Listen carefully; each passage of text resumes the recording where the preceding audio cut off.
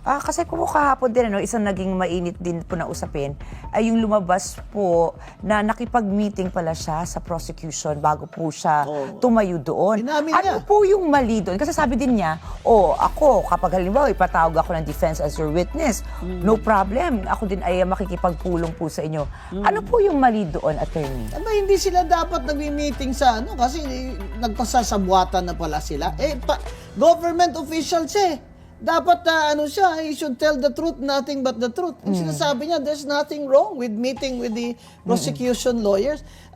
Kung kailangan mo mag-meeting sa prosecution lawyers kung ano ang role mo dito, bakit? Di ba abogado ka?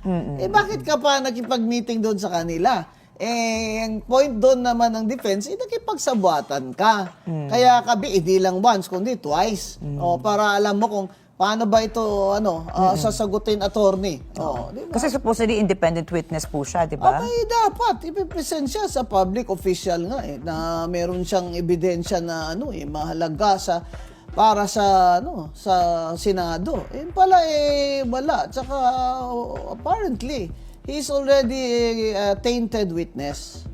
So his credibility is very low.